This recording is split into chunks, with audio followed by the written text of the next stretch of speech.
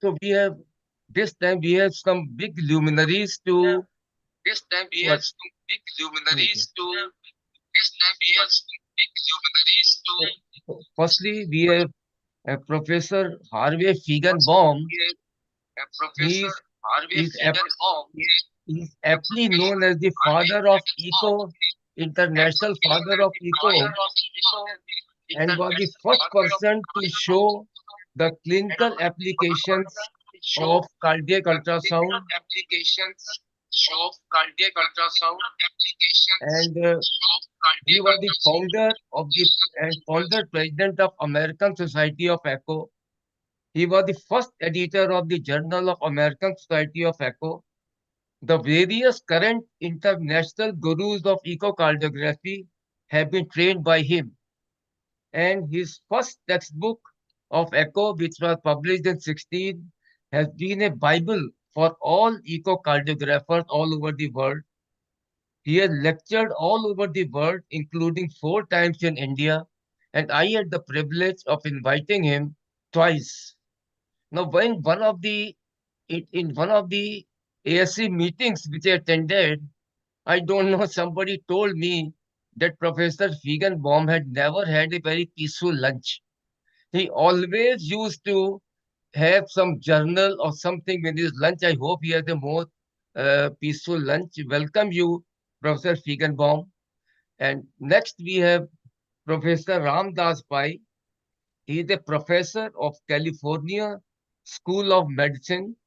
He is a professor and chair emeritus in cardiovascular sciences and the president of a cardiovascular specialist of Redland and Inland Empire, and is a great sought after orator also. And lastly, we have Krishnanda Naik. He is an additional professor in the cardiovascular department at Manipal Academy of Higher Education. He has almost 25 years of experience in and is a part of the active team which is involved in interventional echo. He is a university approved guide of PhD because he has himself done a PhD, and he has given many talks both as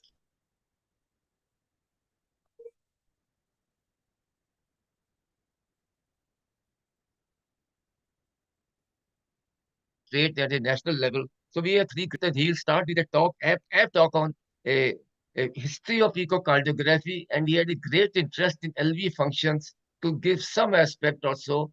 And I hope, sir, you'll finish in about 20 minutes or so. Thank you. All right. Let me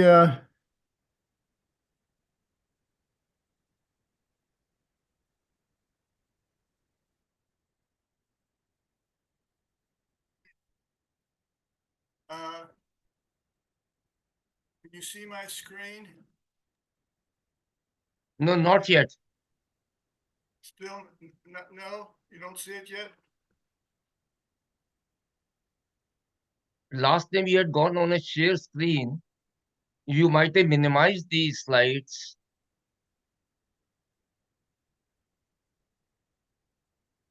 See it now? Yeah. Now we can see it. You have to just increase the size, go to the maximum or so.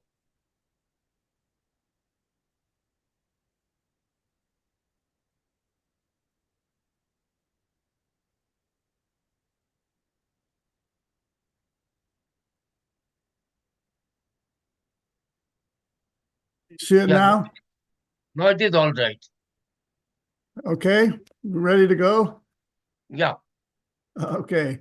Well, I've been asked to give the history of echocardiography with regard to left ventricular function, which is, of course, one of the major uses of echocardiography. Well, one of the very first uses of ultrasound was the detection of mitral stenosis, and it was based on the fact that the normal mitral valve has a very rapid diastolic descent, and the valve, a stenotic mitral valve, has a flat descent. Well, unfortunately, it turned out that this flat descent is not specific for mitral stenosis, and this technique kind of fell in disrepute. Well, we were intrigued as to why a valve would show a flat response and not have mitral stenosis. Well, our supposition was that it probably was reflecting the motion of the annulus or the ring to which this valve was attached. So we made a concerted effort to try and find a recording of the mitral ring, or now we call annulus.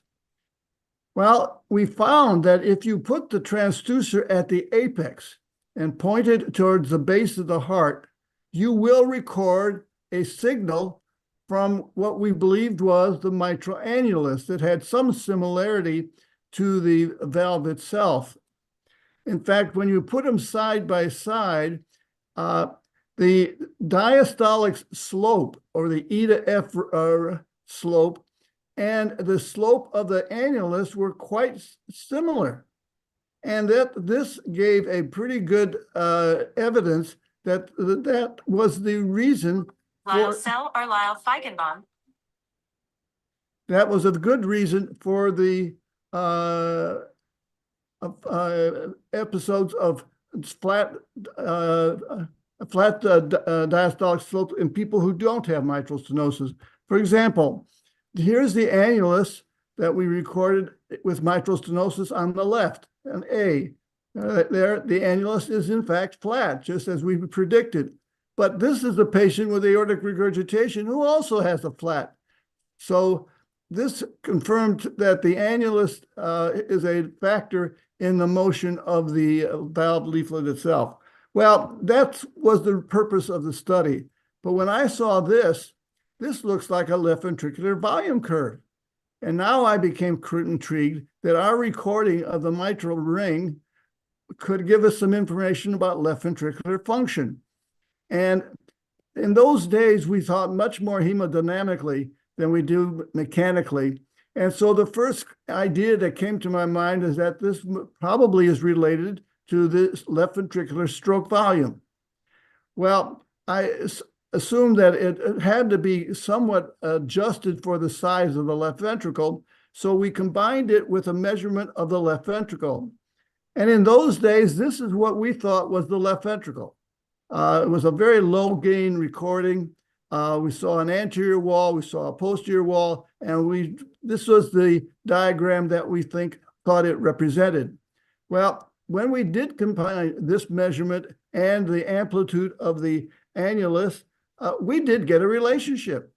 So to my knowledge, this is the first study using ultrasound to record anything about left ventricular function. Well, not long after that, we learned through work done by Gramiak and Shaw that if you inject indocyanine green inside a cavity of the heart, you're going to get a shout of tiny bubbles, which then produce a shower of echoes. So we proceeded to do that in the cavity of the left ventricle, and we wrote that up. And so we were able to identify the ultrasound echoes from the left ventricle using indocyanine green, and this is back in 1970. Well, that changed our whole concept of what we were looking at. By turning up the gain, there's the septum. There's the interventricular septum, and we're actually passing through a small portion of the right ventricular cavity. And this is now the true measurement of the left ventricle, not what we thought was before.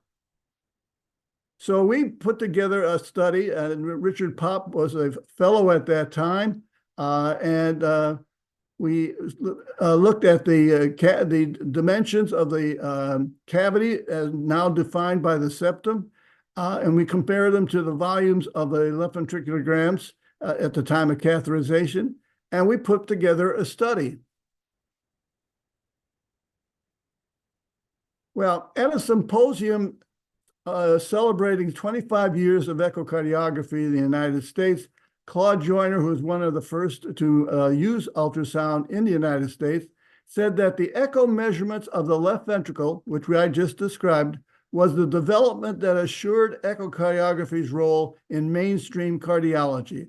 And in retrospect, I think that's right. Yes, pericardial effusion, which we described earlier, was important, but it's nothing like looking at the left ventricle, which is an everyday examination. As I mentioned, the original LV dimensions work were done by Richard Popp when he was a fellow. Well, the resulting paper was rejected by every cardiology journal. They just somehow or other didn't believe it. So Richard went on to Stanford. He repeated the work, and now it was accepted, and that's how it got into the literature. Now, I'm sure that one of the reasons was I was one of the reviewers of that paper. So we had a series of measurements that developed. We also had we did left ventricular wall thickness, actually a little bit earlier than that. Again, when Dr. Popp was a fellow, and we had the amplitude, and it was a major component to everyday echocardiography. Now, unfortunately, there are some difficulties, like with all tests. No test is perfect, but and this wasn't. And so some of the early M-mode instruments were modified metal flaw detectors. That was why they were designed. So the width of the echo signal varied. Only the leading edge was important to detect a flaw in metal. So the manufacturers didn't really care what the width of that signal was. So therefore, only the leading edge of the echo was reliable for making a measurement with these instruments. However, the leading M-mode instrument used to detect pericardial effusion, which also required thin echoes. You had to have thin echoes, otherwise you couldn't see small effusions. Then, in those, which happens to be what I had, both the leading edge and the trailing edge were reliable, permitting inner edge to inner edge instead of leading edge to leading edge, which are a lot more cumbersome to do. However, since some of the early investigators used M-mode instruments with thick signals, the early ASE guidelines recommended making M-mode measurements from leading edge to leading edge. And I must admit, we never fully adopted that because we didn't need to, and they didn't make sense, because that was strictly due to an artifact of some instruments that were out there. Now, there are inherent, even with the best of measurements, the best of instruments, there are inherent limitations to M-mode measurements. First of all, M-mode measurements are stationary measurements of a moving heart. Thus, your diastolic measurement and your systolic measurement may be from different locations and usually are. M-mode measurements vary with the available acoustic window. The M-mode measurements for the fifth interspace is not the same as the M-mode measurements from the third interspace. And then the other is people extrapolated those single linear dimensions, and because we did correlate them with volumes, they had some relationship, there was no way they were going to actually calculate an accurate volume from a single dimension. So we never did, but some did. And one of them was Lou Tischel, somebody who I knew well. I never agreed with that, but it happened. Now, 2D came along, and suddenly things changed. First of all, the linear measurements are not limited by acoustic windows. There are multiple acoustic windows are now available. You can now measure areas. And you can now truly measure legitimately left ventricular volume. And you can assess both global and regional possibilities. So there's no question that this is the gold standard of echocardiography now, of evaluating the left ventricle, is rather 2D echo rather than using M mode, which all those M mode measurements that we created in our laboratory, we don't use any of them anymore, and haven't for a long time, ever since 2D came along. But believe it or not, some bad M mode measurement habits are still in the ASE linear measurement guidelines. And I quite don't understand that, but they're there. For example, leading edge to leading edge measurements, cascading measurements, calculating left ventricular volume with a single linear measurement. None of this is necessary. These are were conveniences for M mode, which are no longer necessary. All signals there's no more thick signals. All 2D, you couldn't make an area measurement with a thick echo. So they couldn't possibly keep those thick echoes from those early machines. All 2D instruments have thin echoes. Leading edge to leading edge linear measurements are not needed anymore. Cavities should be measured inner edge to inner edge. Walls should be measured trailing edge to trailing edge, and wherever the best walls are best recorded, not necessarily in line. Cascading measures can be inaccurate because it forces you to be in a string of line, which may not line up properly with a given wall. Volumes shouldn't be calculated from a single linear measurement. I mean, it just does. It's not even theoretically a record. I mean, unless it's a circle, a single measurement can't measure a volume. This is from this is an illustration from the 2015 ASE guidelines. And it shows you, of course, why you shouldn't do the M mode. And that's correct. You can see that this is tangential. You're going to get a much thicker measurement than if you did it perpendicularly. So they recognize that. But they still use this cascading business. In this case, maybe those measurements are reasonably okay. But that's not necessary. This was done because with M mode, you could put a point there, point there, point there, and point there. So just those 4 points, and you get 3 measurements. That was a convenience. It had nothing to do with accuracy.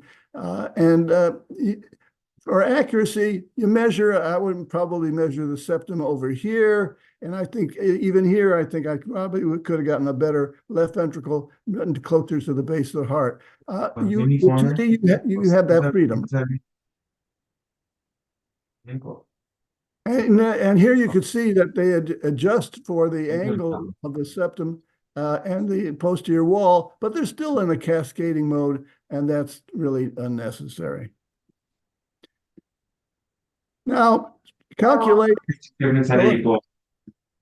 the calculating the volumes all have their problems as well. Okay. All right, tracing the left ventricular endocardium in the apical views has its problems. Tracing the endocardium from a short axis view in the apical length are the two, these are the two techniques basically to measure volume. Well, the short axis endocardium is more perpendicular to the ultrasonic beam, therefore you can see it more frequently, and it's easier to trace in a given patient. Tracing the endocardium of the apical views frequently requires contrast because the endocardium is a faint signal and it's parallel to the beam, so it's not that easy to record. So contrast is frequently recorded, and it's available, and that's good. However, there are current desires to trace the endocardium automatically. And we would like to do that, but that's done without contrast. Thus, endocardial dropout is still a problem. And here's an early study taken from one of the early editions of my book with 2D. And you can see that you can get a decent outline of the endocardium in the short axis view, which is a parasternal examination. But in the apical the lateral endocardium is nowhere to be seen.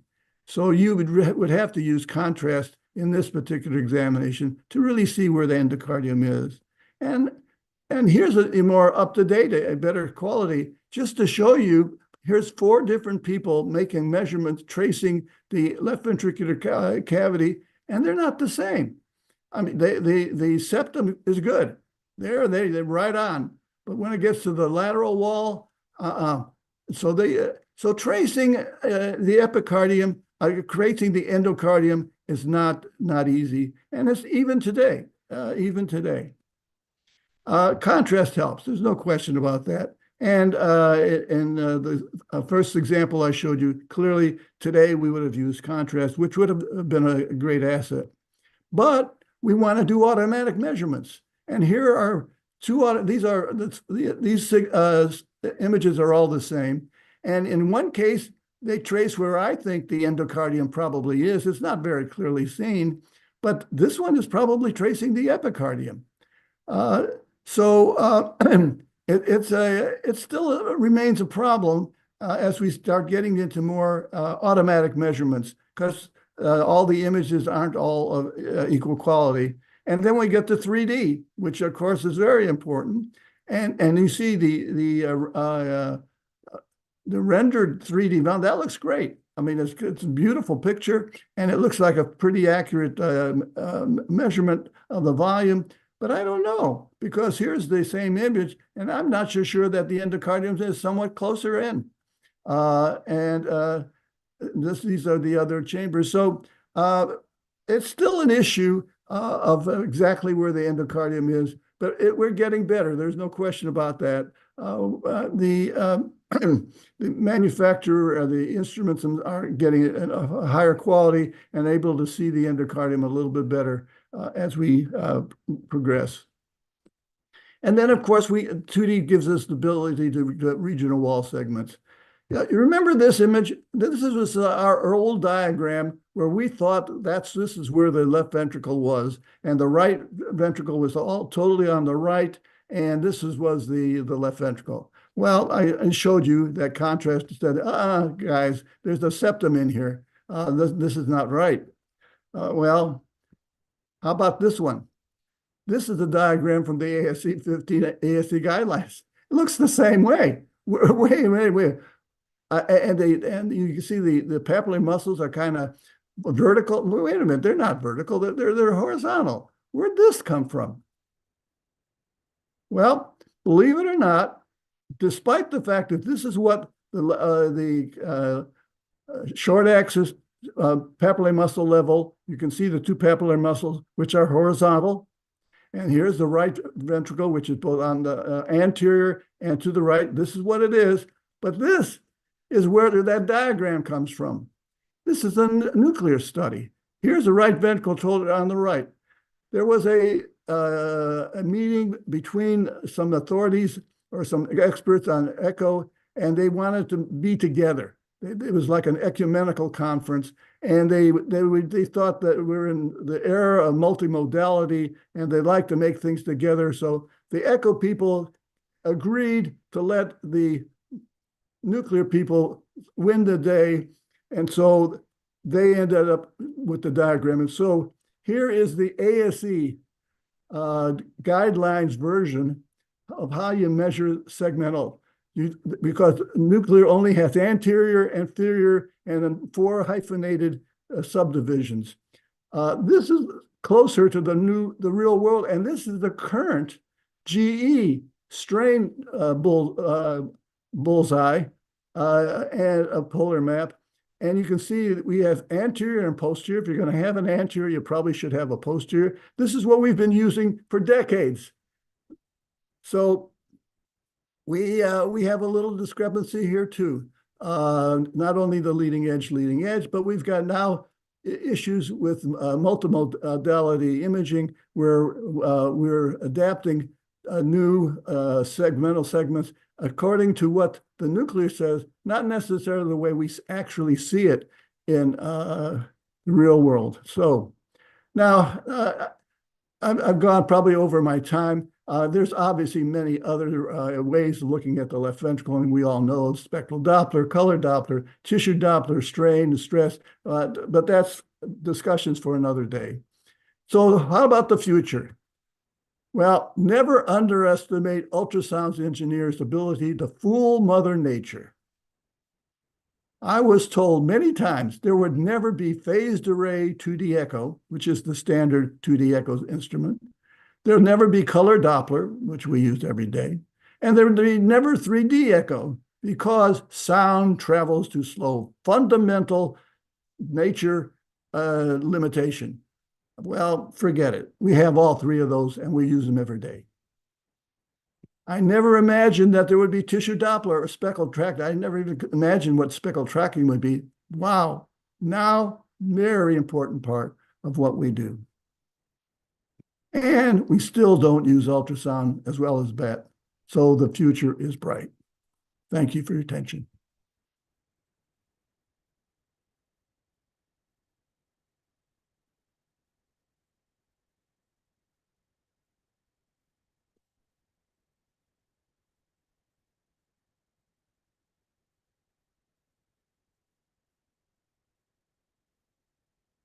I can't hear anybody. Coming from the 60s to almost to the current era, the various things, although we would have liked that some of the trials and tribulations which you have felt in 60s would have been a sort, but that will be put in question answer because you had a lot of problems in convincing others about this delegate or so.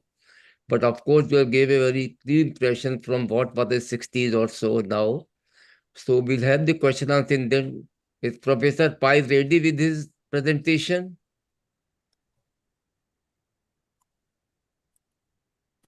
Yeah. Can you see the screen? Yeah. We can see now. Thank you. So thank you, Parasharji, for your invitation and kind introduction. It is a rare privilege to share the podium with two of the giants of echocardiography, the international father of echo, Dr. Feigenbaum, and the Indian father and grandfather of echo, Dr. Parashar, who has trained probably hundreds of cardiologists across the world. Thank you for the invitation. So what I will do is, it is a challenging but a very important topic. I will go over what exactly the LV diastolic function mean in terms of basics, what are the various components and how to measure, and using echo as a tool to measure various fundamental measures of our diastolic function, their strengths, pitfalls, and how to overcome those. Diastole is very important. It is a better half of the cardiac cycle, very sensitive to a variety of myocardial inserts compared to systole, and could be a very early sign of myocardial damage. The diastolic dysfunction could be a very early sign before the systolic dysfunction ensures. And of course, there is a wide spectrum of LV diastolic dysfunction, all the way from just normal resting diastolic function measurements to diastolic heart failure.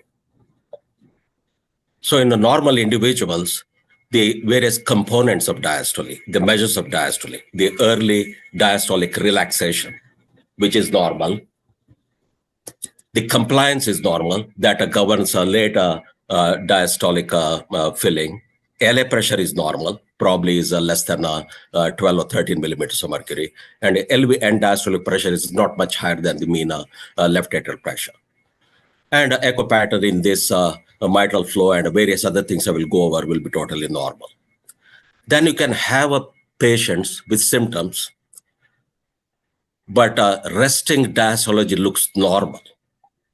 And the only way to unmask this, the patient may be short of breath, is a diastolic stress test. You put the patient on the treadmill, walk, and post-stress, you can look at LV function, wall motion, look for ischemia, and also look at E wave and E prime and get a E wave to E prime ratio as a measure of left atrial pressure, whether it has gone up during stress, and also the PS systolic pressure.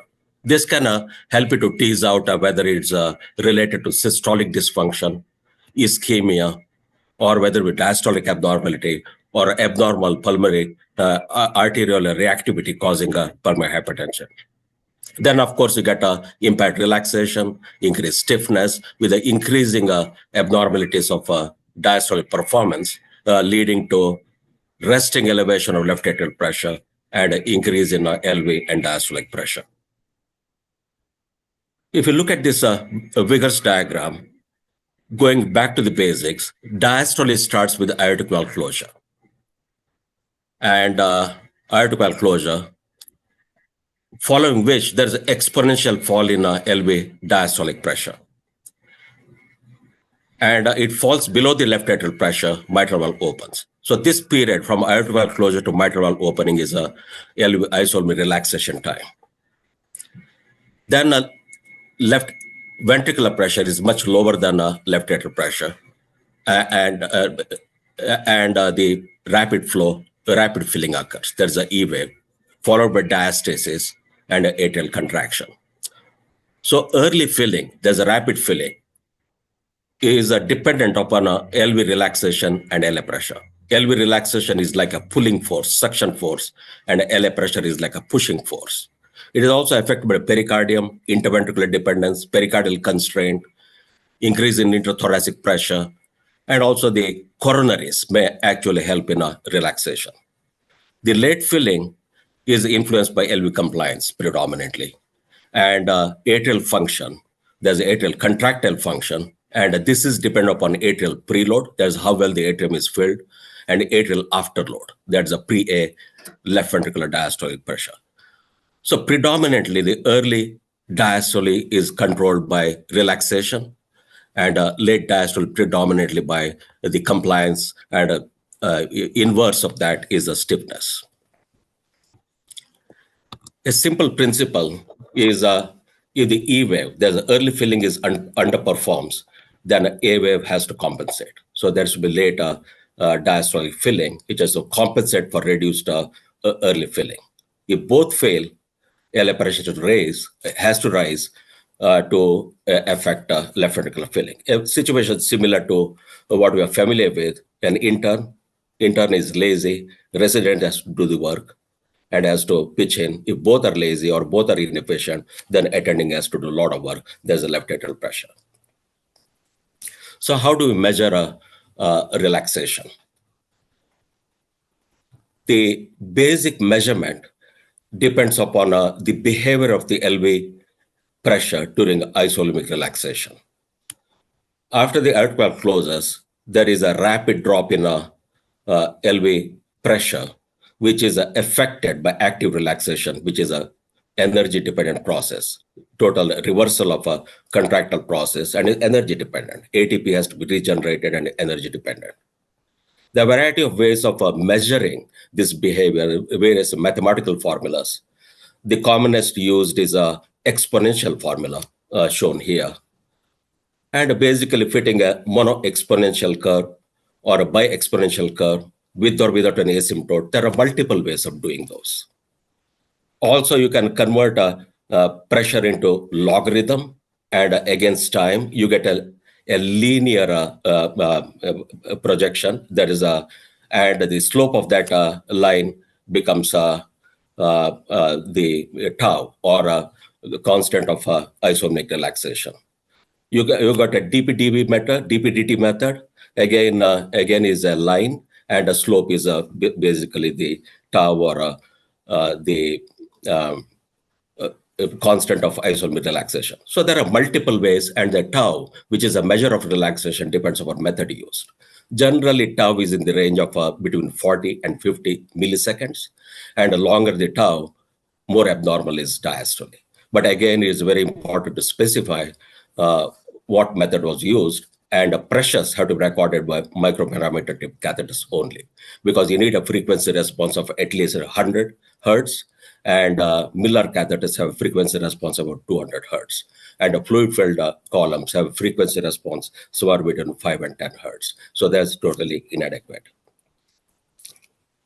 What about late diastolic stiffness? For this, you need a simultaneous measurement of LV pressure and volume at high frequency.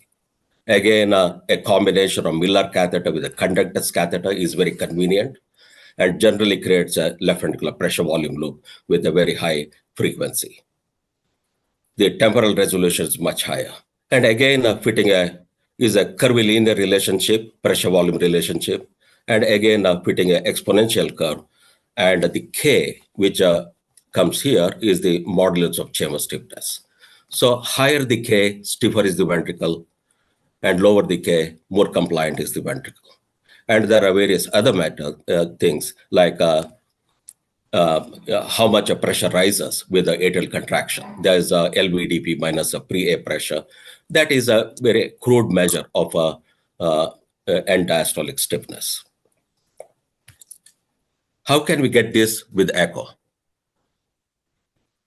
Multiple studies have shown that tau is a fairly well reflected by mitral annulus velocity. There's a E prime. There is a negative relationship. Longer the tau, lower is the E prime velocity. So basically, a lower E prime velocity indicates impaired relaxation. The R value is 0.7, R squared is 0.5. So it is a rough relationship, but still it is very useful, very easily obtainable, and very useful. It can be affected by a variety of things. If there is a pulmonary hypertension, RV overload, the medial annulus motion may be impaired. It can be affected by pacemaker, left bundle branch block. If the wall motion abnormality affecting a particular annulus, then the annular motion is reduced.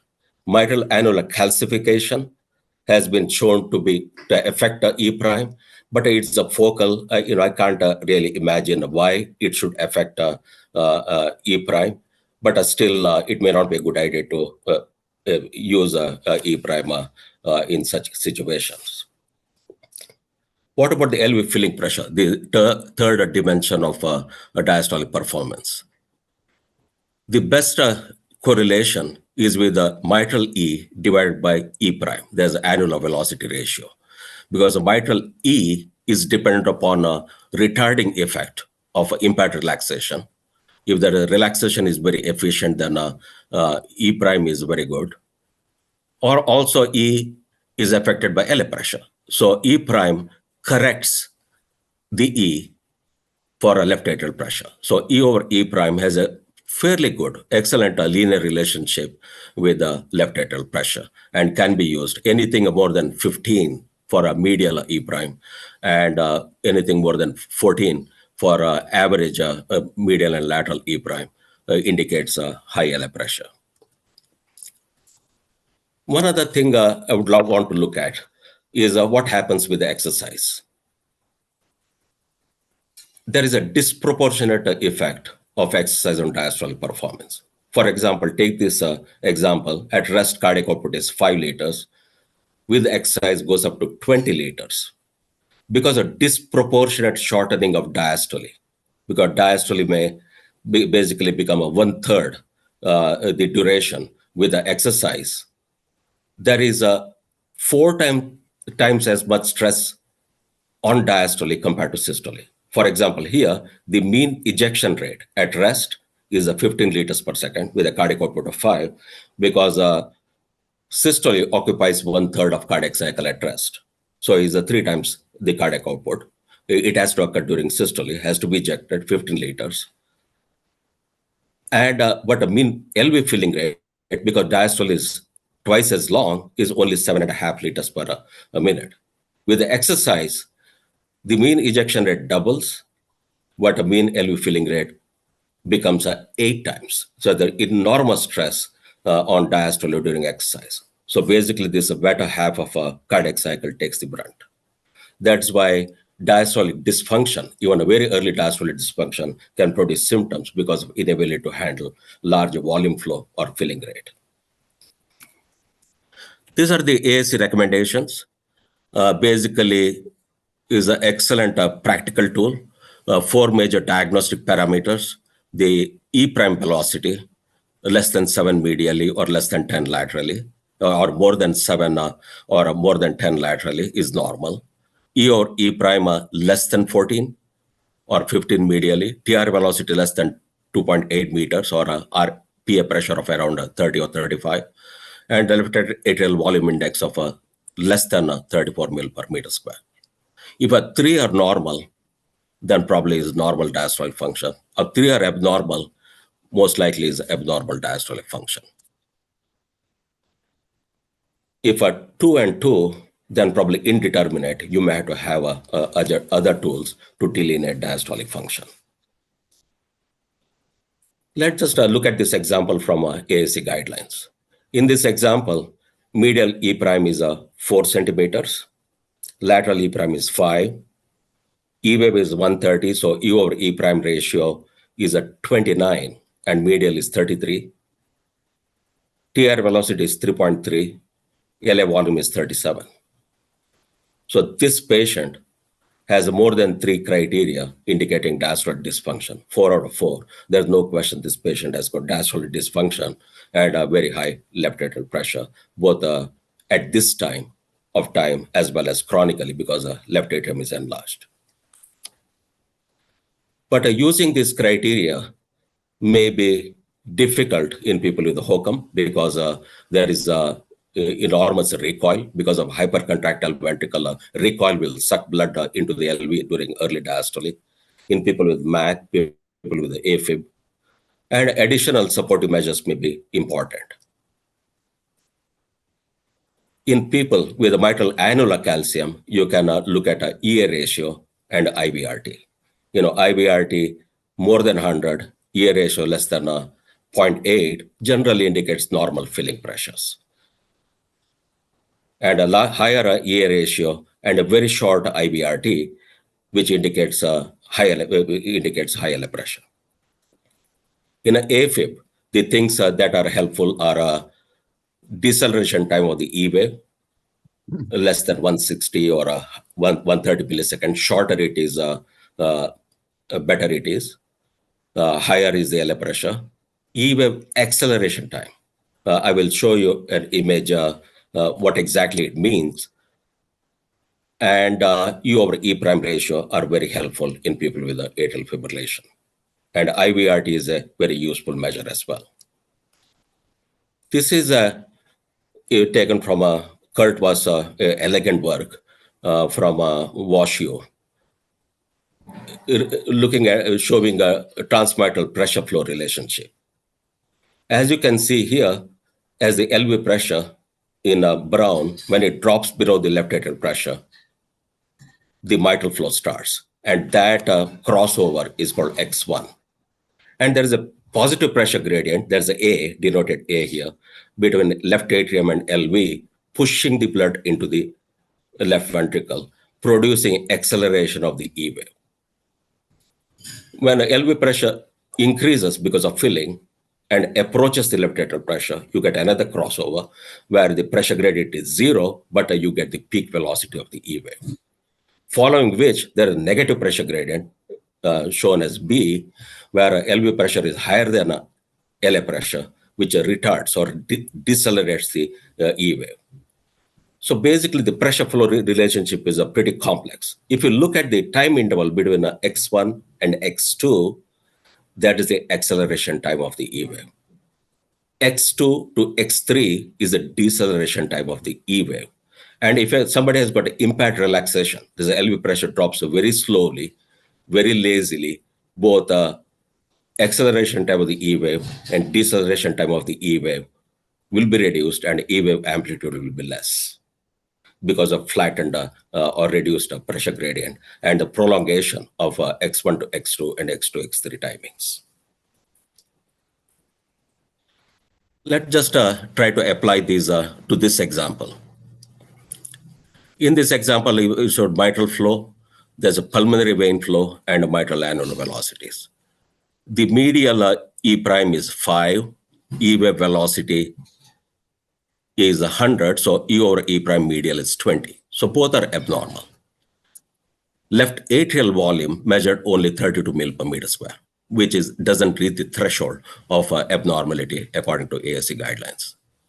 The TR velocity was incomplete, so it was not useful. So only 2 are abnormal, so you cannot really decide on diastolic function. So you can look at other things. Look at the pulmonary vein. You can get a lot of insights from pulmonary vein flow. Look at that S wave is smaller than D wave. So probably there is a higher LA pressure. D wave deceleration time is about 160. That indicates probably high LA pressure. There is a sort of a acute demarcation between S and D wave that indicates reduced left atrial compliance during this passive filling phase of the left atrium. The A wave duration, if you look at the left panel, is 90 milliseconds. And AR wave, there's a reversal, atrial reversal in pulmonary vein is 160 milliseconds. What it means is a left atrium, generally duration of systole is about 100 milliseconds. Here is contracting longer and harder. That indicates a LV and diastolic pressure is high, pre-A pressure is high. A weaker chamber generally contracts longer to accomplish this function when it encounters higher afterload. So it indicates an increased duration of atrial systole, and this delta is about 70 milliseconds. The AR wave duration is higher than A wave duration by 70 milliseconds. E wave acceleration time in this patient was 40, indicating a rapid acceleration. Deceleration slope is about 8 meters per second. That produces a S3, a third heart sound. Generally, deceleration slope more than 8 meters per second square produces third heart sound. If you look at this work from Roswell and Liv Hatley, an elegant work published in 1990, looking at a relationship of pulmonary vein duration to mitral A wave duration as a measure of LVEDP. If duration is higher, the pulmonary AR wave duration is higher by 30 milliseconds compared to A wave, then LVEDP is increased. So this is a very useful tool. Let's just look at this example, what else we can learn. Medial E prime is 6, medial E or E prime is 17, so both are abnormal. Left atrial volume is 40, abnormal. TR velocity is incomplete. 3 are abnormal. This patient has diastolic dysfunction. But look at other things. If you look at a mitral flow, the IVRT is 0. Between the end of ejection to mitral flow, there is no IVRT indicated by the arrow. So if aortic end systolic pressure is 70 in this patient, so it is about 70, the same as end systolic pressure. So LA V wave pressure is the same as end systolic pressure. As soon as the aortic valve closes, mitral valve opens. Deceleration time is 100, so slope is 10 meters per second square, should have a loud third heart sound. Look at this example. The medial E prime is 11, that's normal. Medial E or E prime is 6, again it is normal. Left atrial volume is 40, that was abnormal. There is no TR velocity. So one is abnormal, one is available, 2 are normal. How do we grade the diastolic function? As normal. But look at the pulmonary vein AR wave duration. Is a 220 milliseconds, is a markedly increased, is a double the mitral A wave duration. So LVEDP should be high. So there is an increased stiffness of the LV. And look at the transition between S and D waves. Though the S wave is bigger than D, is not a spurt transition, is an acute transition. The S wave drops rapidly at the end of left atrial filling, and that indicates left atrium reaching the limit of compliance, decelerating S wave very rapidly. This indicates probably reduced compliance is a measure of state of filling, higher state of filling of the left atrium, higher left atrial pressure. So looking at the pulmonary veins, you can get a lot of insights into diastolic performance as well as filling pressures. This is from Dirk Brutzart from Europe. It's an amazing work. He said relaxation depends upon 3 things. He called it triple control of relaxation. One is a loading condition, inactivation of the cross bridges of the actomyosin, which is energy dependent, load dependent, and a non-uniformity. There's an asynchrony of relaxation, both in space and time, can produce a abnormal relaxation. Let's just look at this example. There is a impairment of relaxation just looking at mitral flow. And in this patient, if you look at a activation sequence of the medial versus lateral wall, yellow is a septum and green is a lateral wall.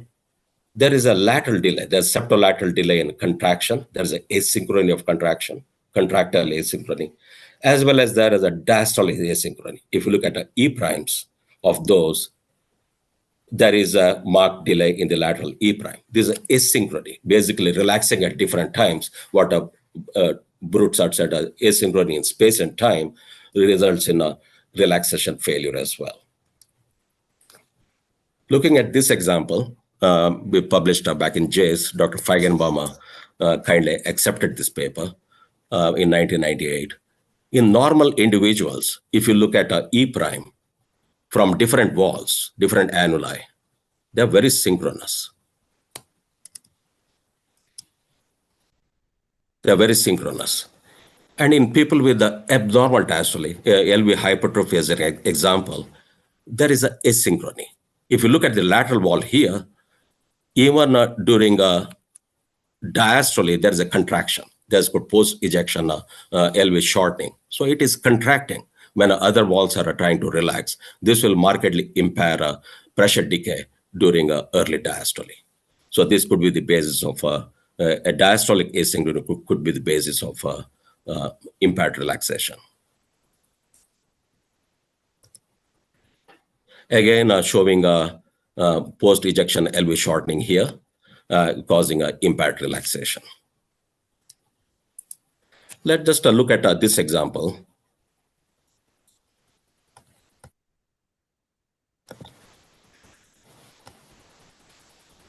If you look at the left atrium, there is not much of an increase in volume during systole, despite probably mild plus mitral regurg. What it means is during systole is not filling well from the pulmonary vein. S wave is likely to be smaller, and there is an increased stiffness of the left atrium. There's a marker of a higher left atrial pressure.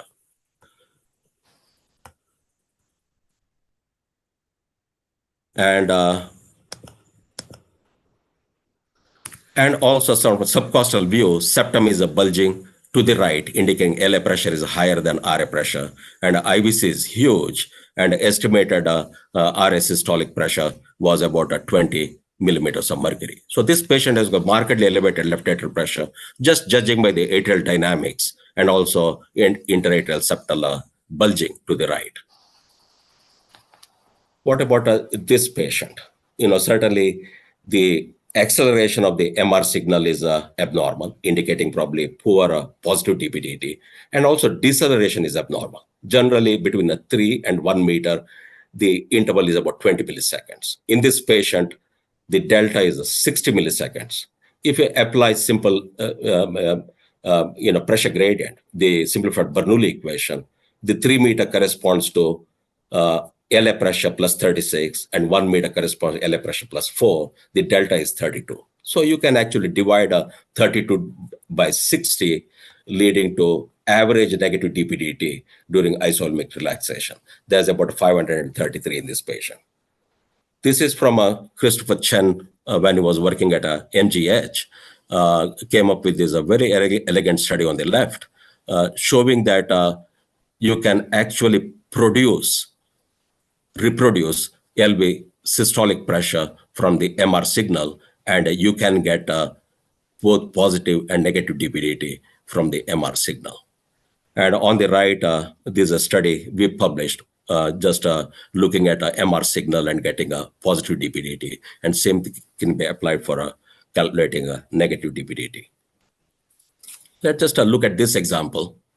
Again, nothing was very clear, but this patient's IVC is big. RA pressure was at 20 clinically, 26 centimeters of water or 20 millimeters of mercury clinically. And if you look at the PF of flow, is a left to right, and a peak velocity in end systole is 3 meters, corresponding to pressure gradient of 36, and a V wave pressure of 36 plus 20 equals 56 millimeters of mercury. And mean LA pressure would be in the range of 30 or 35. So again, you can get a clues from other signals to look at a left atrial pressure profile. This is a pregnant patient with a mitral stenosis, of course, short of breath. And of course, they are short of breath. What can we glean from this signal? Is a MS severe? Should we do anything? If you look at this signal, there's a negative signal there, which indicates a hyperdynamic LV. There's a cavity obliteration. So LV is pretty good. Followed by isotopic relaxation flow, the duration of that is 120 milliseconds. So 120 milliseconds of IVRT, that means A to OS interval for the auscultators is 120. That generally indicates not a very severe mitral stenosis. So in summary, there are multiple markers of impaired LV relaxation. It is one of the components of analyzing diastole. E prime less than 7, IVRT more than 100. Looking at MR velocity profile, even AR velocity profile. If you look at the time to peak of the AR velocity, if it's very delayed, that means a pressure decay during isotopic relaxation is very slow. And E-wave transmission by color, which is cumbersome to use and very not reproducible. So these are various clues you can get for impaired relaxation. Late diastolic stiffness, the Roswell-Hadley formula, we published on a rapid mitral A-wave transmission to the LVOT as a marker of increased stiffness, reduced LVOT A-wave duration, and also looking at AR velocity profile. You can deduct the late AR velocity gradient, whatever it is, from a diastolic pressure in the aorta or a blood pressure, diastolic blood pressure. You get a LVEDP as long as you align parallel to the AR signal. Increased LA pressure, there are multiple tools. There's a E/E prime ratio, short IVRT, short E-wave deceleration time, rapid deceleration of E-wave, and of the E-wave. It is not only important to look at assess diastolic performance and filling pressures, but to see why it is abnormal, because it could be a window to early myocardial disease. So I think substrate delineation is extremely important, which can perhaps be done with the CT scan, cardiac MRI, and various other tools. So we need to do a substrate evaluation, evaluating myocardial extracellular volume, interstitial fibrosis, scarring, fats, and all those things are extremely important. So in summary, it's a very complex. Diastolic function is complex, but needs more attention. Guidelines are useful, but probably too simplistic and too dogmatic. So understand the basics, going back to the basics will help sorting out the diastolic performance. Thank you very much. Thank you. Thank you, Professor Pai, for giving just a good idea of the diastolic dysfunction. And now we come to the questions will come later on. Now we'll come to Dr. Krishnanda. He will just show you 2 to 3 interesting cases in a short period, because our all meetings we give a lot of stress on interesting cases. So please continue with your interesting cases quickly. Share your screen.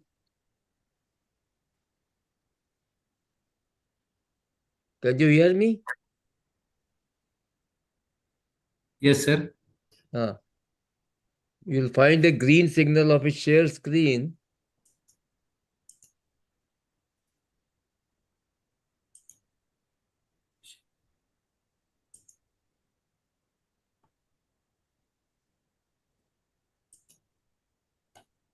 Yeah, can you make it big? Yeah, now we can see.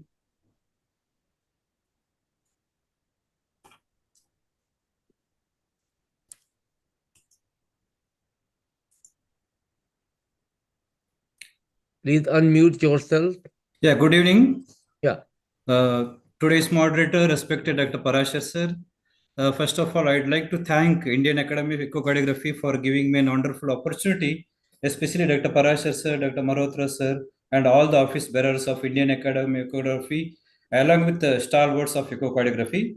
I try my level best to do justice for the topic assigned. I'd like to present three cases. Two cases are intervention related complication, and third one is a rare myocardial hypertrophy. So first case is a giant arch aneurysm presented with hemopericardium and constrictive physiology. 62-year-old male presented to our emergency triage with a history of known case of hypertension and with complaints of breathlessness and dyspnea on exertion and orthopnea for 1 to 2 days. Patient has a history of coronary intervention. Physical examination except bilateral basal fine crepitations and otherwise it was normal. And ECG showed RBBB pattern with slight ST elevation in inferior leads. So this is the X-ray. And coming to echo, the subcostal view showed some pericardial effusion and pericardial thickening anterior to RV. And we can see the pericardial effusion all around the heart. Apical four-chamber view also says similar findings like hemopericardium like picture and RERV dilatation with abnormal septal motion was present. But interesting part is that there is some echo-free space anterior to the aortic root. So that triggered us to go behind, and there is it looks like a coronary because inside that the coronary stent-like structure also is seen. So short axis view is not great. This is aorta here, REOT, and once again aorta. It's sorry, it is there's a echo-free space, and once again stent-like structure is seen inside. Similar findings. And MOD echocardiography shows abnormal septal motion with respiration, and the Doppler of mitral tricuspid as well as aorta showing significant respiratory variation of constrictive physiology like picture. The TAPS is showing significantly reduced, almost 6 mm, shows significant RV dysfunction with reduced respiratory variation of IVC.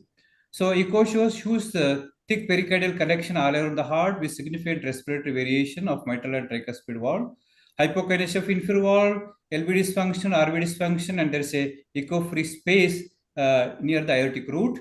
Patient was advised for CAG, which shows multiple vessel disease, and also advised CT angio. So this is the RCA injection of right coronary artery showing the stented region of proximal RCA and huge coronary aneurysm, which is similar findings. And CT angio also revealed our echo findings. CT angio once again revealed our echo findings, and CTOS consultation was given. Patient was advised for emergency repair and CABG as well as pericardiotomy, but unfortunately patient was not willing and taken for discharge. So case 2, this is a very interesting case. This patient also underwent some intervention. Apical, if suddenly we see the apical four-chamber view, it looks like huge thrombus-like structure in the left atrium. And modified view also showing something similar to that. It is suddenly when we see it looks like a huge thrombus-like structure, and there is mild pericardial effusion at RA side. But apical three-chamber view, once again showing it is like some growth type structure, and it looks like posterior because when we go to the posterior of the heart, it looks extending from the coronary sinus. So this is the intervention done. It's an EP study done to this patient, and after 2 days of EP study, this echo findings was noted. Actually, this is a 64 years old female, incessant SVT, and the patient was underwent RF ablation for the same, and echo actually showed it's a coronary sinus roof hematoma in relation with LA. So this is a myocardial hematoma with mild pericardial effusion. So patient was kept on follow-up and it was completely resolved after 2 months. And my third case is a rare case of cardiac malignancy as a non-Hodgkin's lymphoma. So this is a 49-year-old male, absolutely asymptomatic, and only history of exertional breathlessness for past 15 years, and pain in abdomen and fever for last 3 days. He is presented to once again to our emergency department. Patient don't had any past history of either hypertension, diabetes, or neither he was alcoholic or smoker. Physical findings on examination was no significant findings were there. The laboratory findings, mild anemia was there and NT-proBNP was elevated. And ECG once again showing a low voltage criteria with the TVA inversion was present. And this was the X-ray with cardiomegaly. But very interesting echo, apical four-chamber view, it was showing hypertrophy of atria. So normally we used to find hypertrophy of ventricle, but here abnormal hypertrophy of the left atrium as well as AV groove with the pericardial effusion, and that was significantly extended from atria to AV groove.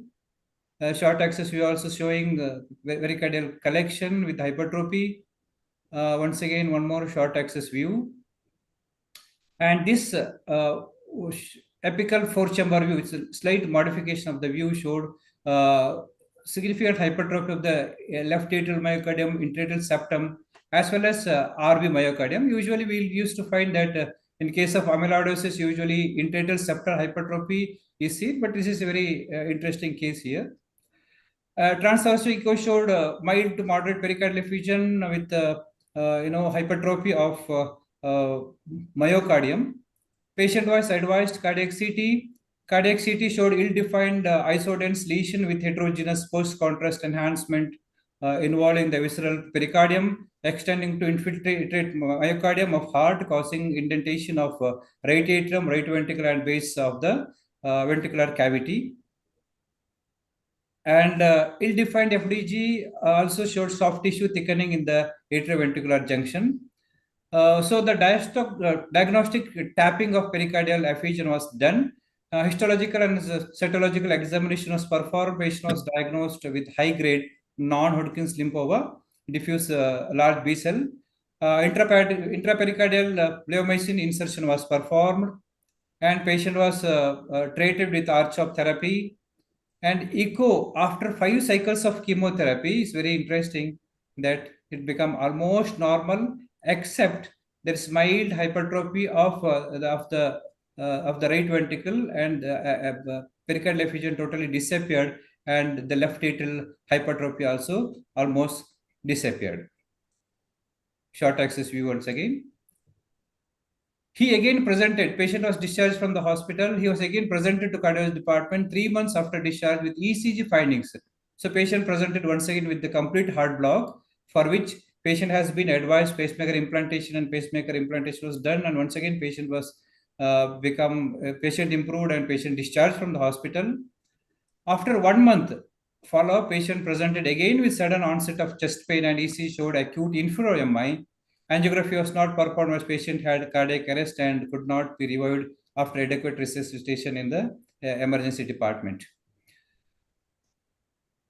So cardiac lymphomas usually affect the right heart, but in case of direct lymphatic spread, there is usually extensive pericardial or epicardial involvement pertaining as massive pericardial effusion, obliteration of pericardial space, and coronary compressions. Cardiac manifestation including chest pain, arrhythmia, and heart failure may frequently be related to lymphomatous infiltration of the heart. So echocardiography, CMR, CT, and PET can help to make a diagnosis. Echocardiography is shown to be beneficial in the detection of cardiac involvement by ruling out any mass lesion, pericardial effusion, or lymphomatous infiltration on atrioventricular valves and ventricular valves. Thank you. I think Yeah. gone So over echocardiography time. plays a vital role in cardiac diagnosis making. Systematic approach, in-depth knowledge in echo is the key along with clinical correlation for accurate diagnosis. So gratitude to our team, and this is my reference, and thank you for the opportunity. Thank you. Thank you.